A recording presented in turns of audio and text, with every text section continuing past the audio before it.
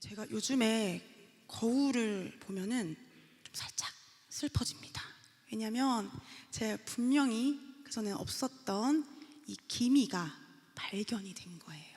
그래가지고 이게 또 알고 나니까 엄청 신경이 쓰이더라고요. 그래서 제가 원래 선크림 막 잘 안 바르고 이러는데 이제서야 뒤늦은 후회를 하면서 막 선크림도 열심히 바르고, 사실 저 기미 크림도 샀거든요. 그래가지고 그거 막 바르고 어떻게든 나아보려고 하는데 쉽게 나아지지가 않습니다. 이게 그냥 기미가 생겼다 하는 걸로 끝나는 게 아니라 제가 처음으로 나 늙고 있다 이런 느낌을 느꼈던 순간이어가지고 되게 가슴이 쿵 떨어지고, 이전까지는 성장이란 단어가 더 가깝게 느껴졌는데 이제 나는 노화로 가고 있구나 라는 실감이 막 나면서 늙음이란 단어를 진짜 이렇게 체감하게 된 것 같아요. 여러분들 아직 제 말을 그냥 듣고 하하 웃으시는 분들, 가볍게 여기시는 분들, 우리 늙음이나 죽음은요 어느 날 갑자기 닥치는 사건이 아닙니다. 오늘 전도서 12장에서도요 늙음은 사건이 아니라 과정이라고 말을 하는데요, 우리 3절부터 묘사된 장면들을 잘 보면 되게 그냥 일상적인 상황들, 근데 좀 안 좋은 분위기의 마을을 묘사한 것 같은데 자세히 살펴보니까요 이것이 그 노화, 늙음을 설명하고 있는 비유로 표현한 구절들입니다. 3절에서는 집이 약해지는 것들을 빗대어서 몸의 기능이 하나 둘씩 약해지는 것을 말하고 있고요, 4절에서는 자연스럽게 누리던 일상들, 길거리의 문들 자연스럽게 소리를 듣고 밖을 내다보고 하던 그 일들이 닫히게 되고, 또 음악을 즐기던 그 기쁨이 사라지게 되는 일상의 영역이 줄어드는 것으로 표현하고 있고요, 또 계속해서 5절과 6절에는 단순한 소멸이 아니라 인간의 연약함을 선명하게 드러내므로 무언가 막 깨지고 끝이 나는 장면들을 계속해서 표현합니다. 근데 여기서 정말로 흥미로운 점은요, 이 전도서가 묘사하는 노화가 전부 지극히 평범한 일상의 장면에 담겨 있다는 것입니다. 우리가 늙음 이런 걸 떠올렸을 때는 뭔가 병에 아파서 누워있거나 아니면 임종의 순간들, 어떤 딱 상황들을 떠올리기 쉬운데, 이 순간들이 우리가 인생을 생각할 때 대단한 순간들이 아니라 우리가 보내고 있는 이 평범한 순간들, 먹고 보고 걷고 붙잡고 누렸던 그 기본적인 것들을 잃어가는 과정, 그것들이 약해지는 과정을 이 늙음이라고 알려주는 것이죠.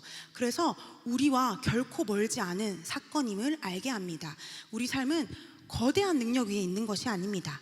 아주 작은 세밀한 기능들의 도움으로 유지가 되는데요, 전도서는 우리가 이렇게 보던 것을 못 보게 되고, 원래 걷던 것, 내 몸을 지탱하던 것이 힘을 잃게 되고 허리가 굽어지게 되고, 그렇게 원래 할 수 있었던 작은 일들을 잃어버림으로써 우리가 얼마나 연약하고 의존적인 존재인지를 절묘하게 표현합니다. 그런데 더 인상적인 부분은 이 늙음에 대한 이야기들을 하면서 우리 청년들을 부른다는 점입니다. 인생의 가장 빛나는 시간을 보내고 있는 여러분들에게 가장 어두운 순간을 가르치고 있습니다. 내 힘과 감각이 무용지물 되는 시간, 확정된 상실을 마주하게 하는 것입니다.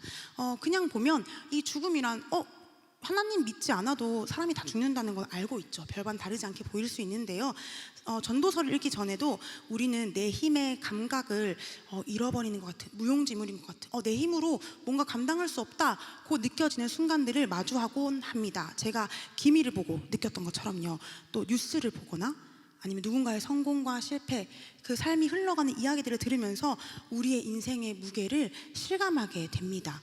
몸이 늙기 전에 우리는 연약함을 배우는 시대를 살고 있습니다. 세상은 그렇게 움츠러든 우리의 어깨를 토닥이면서 그래, 죽음을 기억하며 살아 라고 말을 합니다. 늦었지만 지금이라도 준비해야 이겨낼 수 있다는 말을 하면서 오늘을 희생하게 합니다. 오늘 나를 갈아 넣은 시간들, 내가 참고 견디고 이겨냈던 그 순간들이 마침내 너를 지켜줄 거라고, 대가가 당연히 따르는 게 아니겠냐며 우리한테 참으라고 하고 유혹에 넘어가지 말고 더 모으고 더 쌓으라고 말을 합니다. 또 다른 반대편에서는요, 지금 당장 나를 행복하게 하는 확실함에 투자를 하라고 말합니다. 내일 무슨 일이 일어날지 아무도 알지 못하는데 감당하지 못할 미래가 아니라 오늘 이 순간을 만끽하라고 하는 겁니다. 오늘은 허비하지 말고 너의 마음이 가는 대로, 너의 마음속에 귀를 기울여서 행복을 미루지 말라고 달콤하게 유혹합니다. 여러분들은 주로 어떤 방식을 반복하면서 살고 계신가요? 미래에 대한 불안감이 더 크신 분들은요, 그래, 지금 고생해야 나중에 편해 라는 말을 하면서 스스로를 달래고 참고 인내하는 시간을 보내기도 하고요.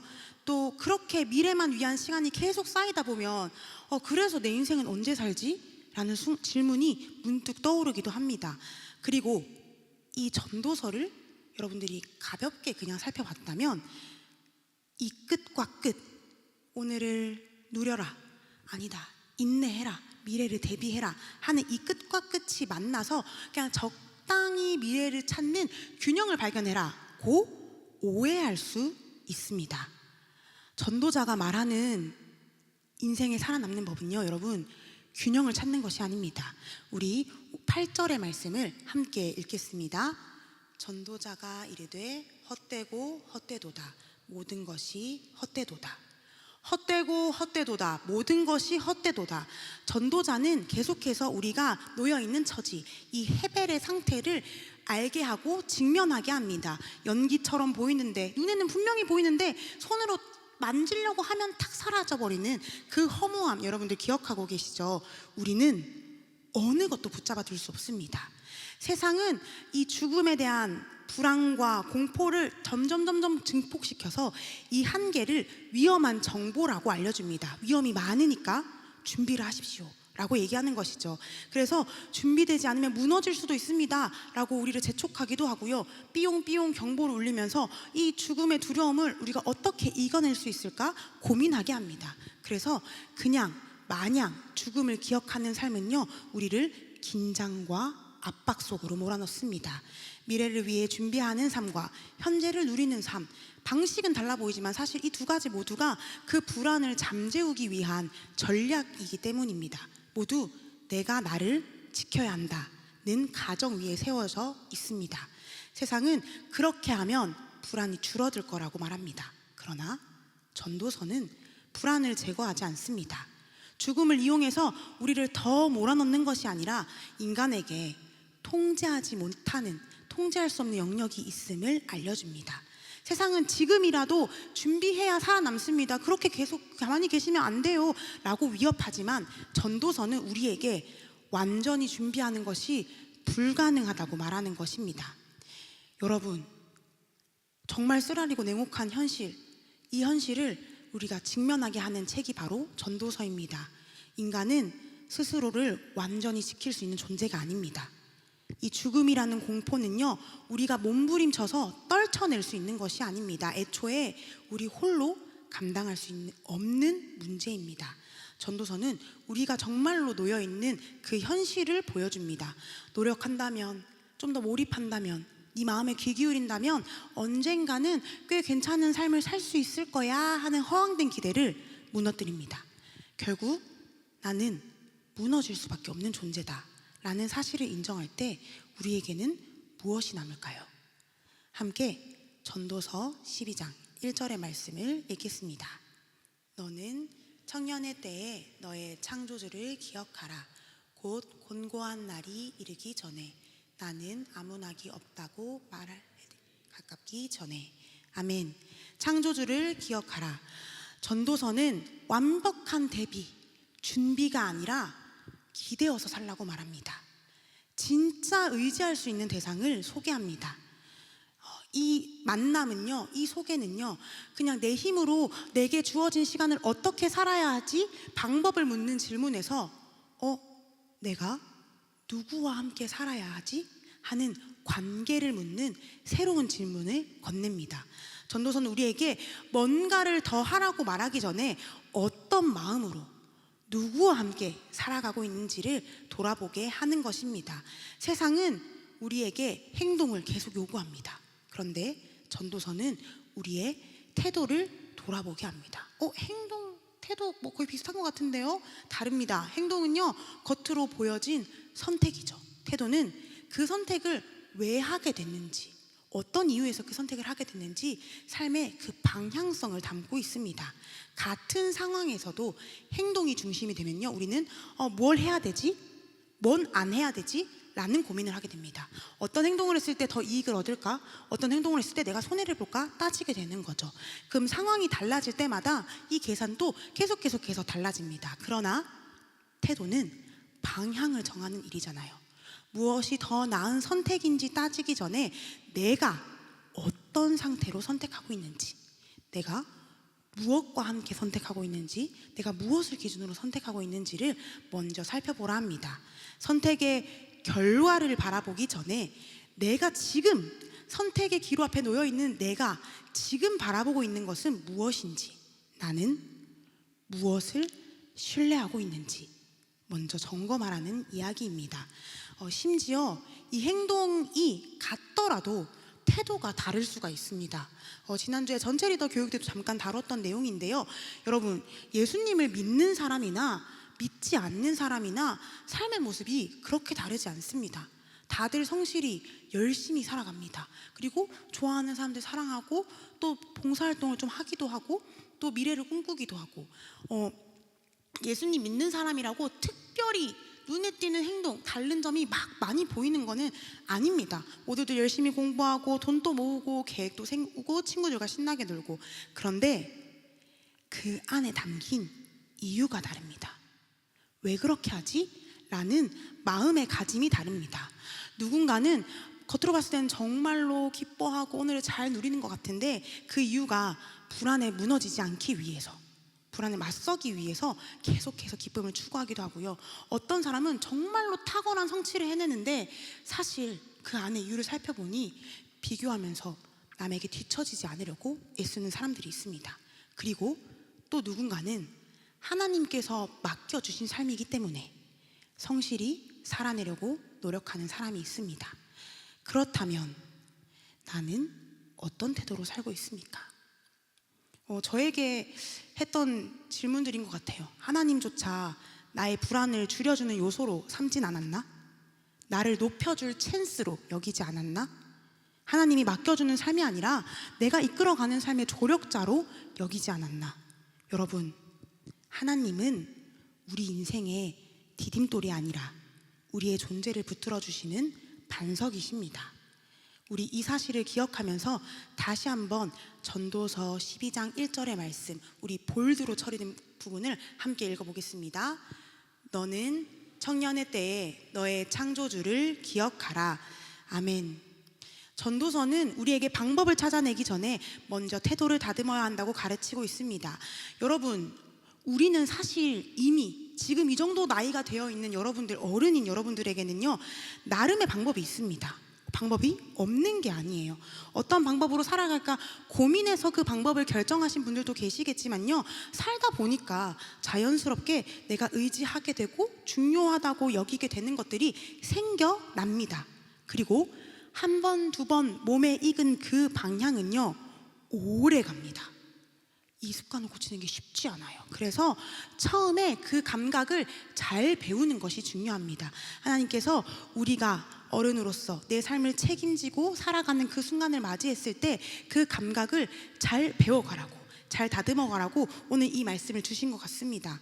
무엇이 중요하다고 느끼는지, 근데 실제로 무엇을 위해서 시간을 쓰는지, 여러분들이 두려워하는 것은 무엇이고 기대고 있는 것은 무엇인지, 이걸 살펴보지 않으면, 점검해보거나 다듬지 않으면 나중에는요, 깨닫게 되고 의식적으로 바꾸려고 해도 쉽사리 고쳐지지 않습니다.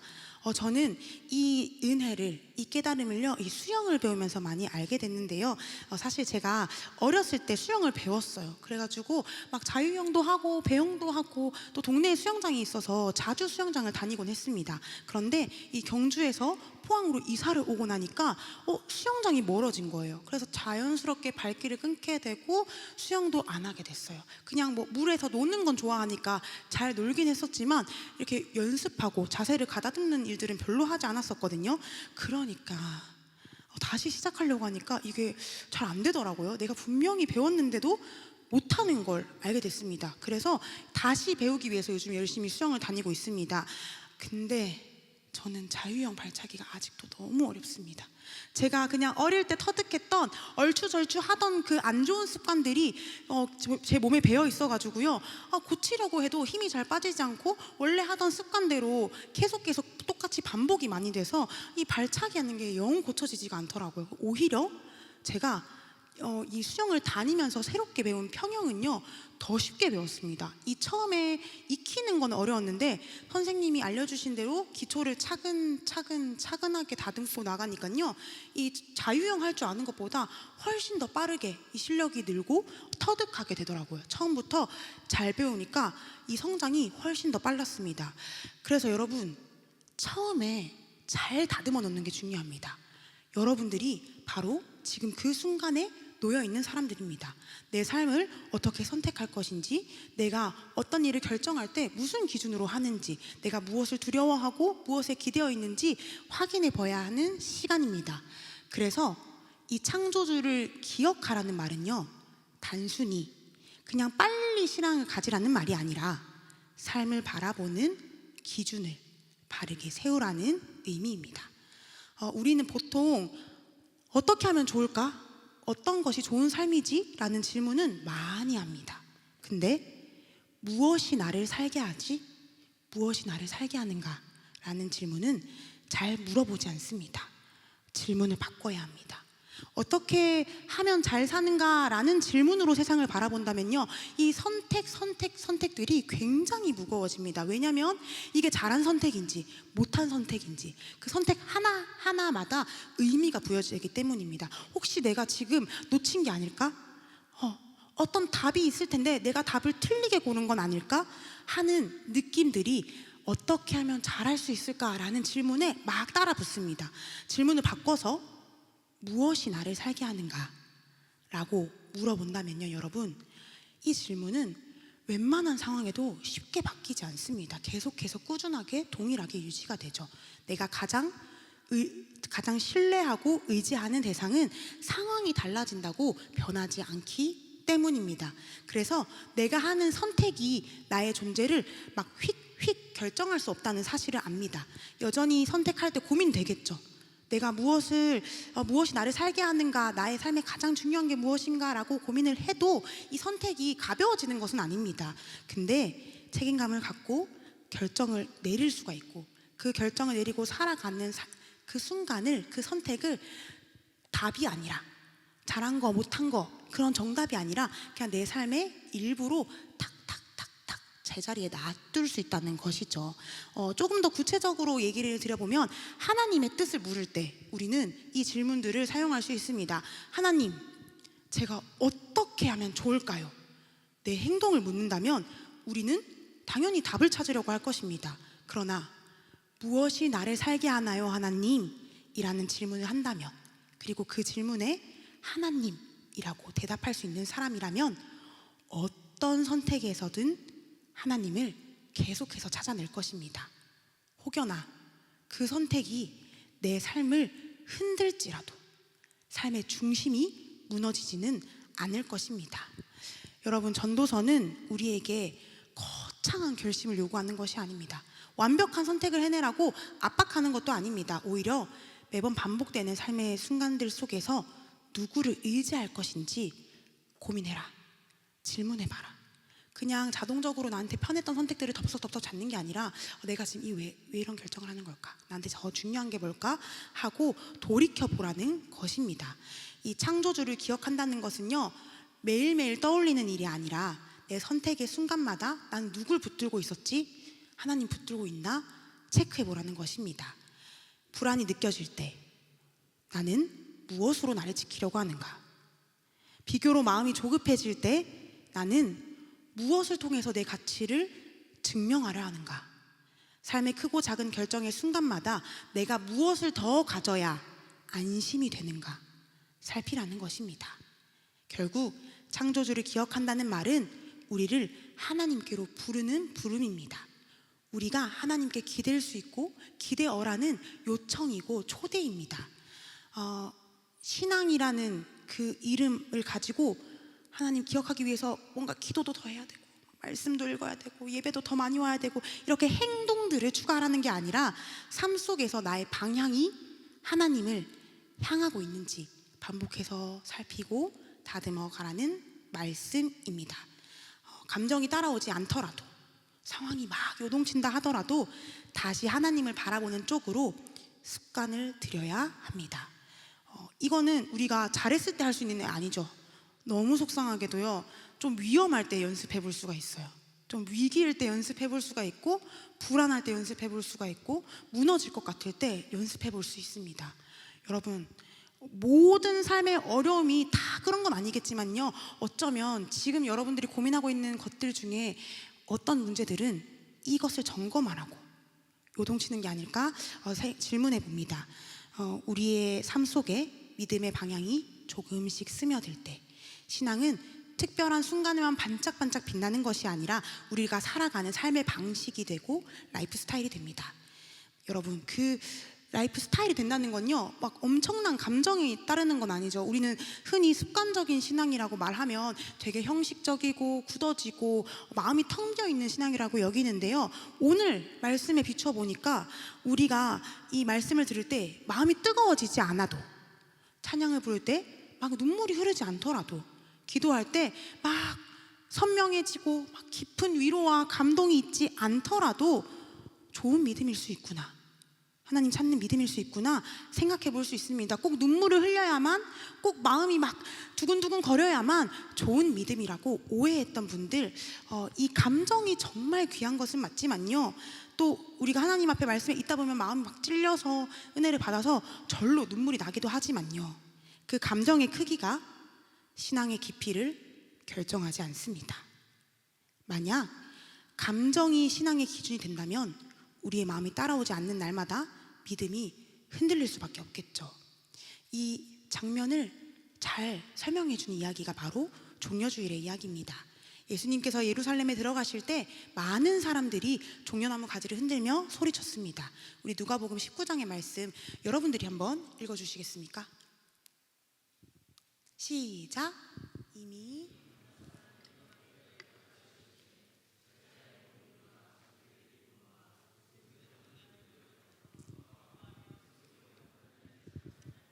이르되 찬송하리로다 주의 이름으로 오시는 왕이여, 하늘에는 평화요 가장 높은 곳에는 영광이로다 하니. 아멘. 이 말씀을 보면요, 이 사람들이 얼마나 기뻐하고 그 분위기가 얼마나 뜨거웠는지 정말 느껴집니다. 막 감격해서 예수님을 왕으로 맞이할 준비가 다 되어 있는 것처럼 보이죠. 그런데 불과 며칠 뒤에 같은 도시에 있던 사람들이 이렇게 외칩니다. 저 사람을 십자가에 못 박으소서, 십자가에 못 박으소서. 감격도 분노도 모두 진심입니다. 여러분, 우리의 감정만으로는요, 이 방향이 유지가 되지 않습니다. 우리는요, 쉽게 기뻐할 수 있고 쉽게 절망하기도 하고 쉽게 감사하기도 하지만 쉽게 낙심하기도 하고 쉽게 화를 내기도 하기 때문입니다. 그 우리가 상황을 봤을 때 바로바로 튀어나오는 그 반응들에 쫓겨서, 그 반응들을 쫓아서 우리 삶의 방향을 결정해서는 안 됩니다. 막막할 때만 하나님을 찾는 것이 아니라 기쁠 때에도 하나님을 향해 서보고, 확신이 들지 않을 때에만 기도하는 것이 아니라 확신이 들 때에도 기도해보고, 결정이 어려울 때만 하나님을 의지하는 것이 아니라 결정이 쉬울 때도 하나님을 떠올리고 기도하는 것. 힘든 순간뿐만 아니라 기쁜 순간에도 계속 놀라는 순간에도, 감탄하는 순간에도, 또 절망하는 순간에도 골고루 하나님을 떠올리는 것. 그렇게 우리의 삶 전체가 하나님을 향해서 방향이 조금씩 잡아갈 때 우리의 신앙은 단순한 감정이 아니라 태도가 될 수 있습니다. 전도서는 하나님 없이 살아가는 인간의 자리에서 우리가 붙잡을 수 있는 것은 없다는 사실을 정직하게 보여줍니다. 그래서 헛되다고 말을 하죠. 그러나 하나님께서는 이야기를 계속 이어가십니다. 마침내 예수님이 오신 신약에서 우리는 이 헛된 줄로만 알았던 인생의 진정한 끝을 마주합니다. 우리 다 함께 고린도전서 15장 58절의 말씀을 읽겠습니다. 그러므로 내 사랑하는 형제들아, 견실하며 흔들리지 말고 항상 주의 일에 더욱 힘쓰는 자들이 되라. 이는 너희 수고가 주 안에서 헛되지 않은 줄 알미라. 아멘. 여러분, 주님 안에서 우리의 인생은 헛되지 않습니다.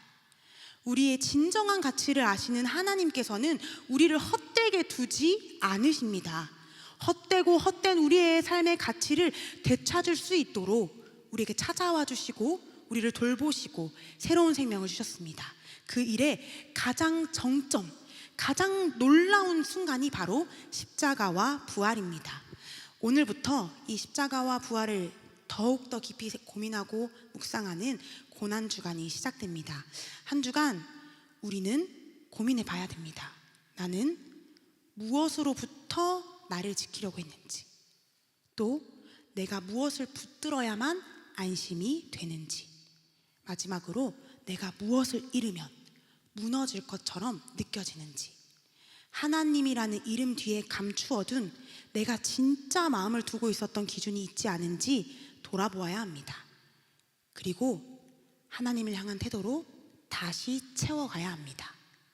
하루 중에 짧게라도 하나님을 기억해 보는 것, 결정 앞에 잠시 멈추어 기도해 보는 것, 내 마음이 굳어지고 몸이 건조할 때에도 하나님께로 나아가는 것, 매번 다짐하고 넘어지고 또 결심하고 실패하기를 반복하지만 우리의 반복보다 크신 하나님의 반복이 우리를 붙들고 계심을 기억합시다.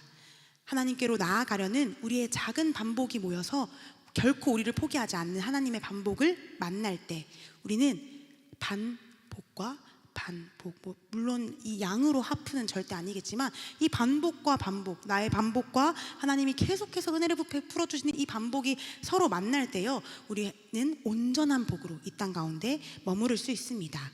하나님과 동행하는 삶의 증거로 나타날 것입니다. 우리 마지막 이 슬라이드를 한 번 더 보시면서요, 오늘 말씀을 되새기는 시간 갖도록 하겠습니다. 우리 찬양팀 앞으로 나와주세요. 하나님께로 나아가려는 우리의 반복이 신실하신 하나님의 반복적인 은혜를 만나서 온전한 복이 될 수 있음을 기억하며 지금 우리의 삶을 다시금 하나님 앞으로 정돈하고 돌이키는 그 은혜에 머무는 우리 청년들이 되기를 소망합니다.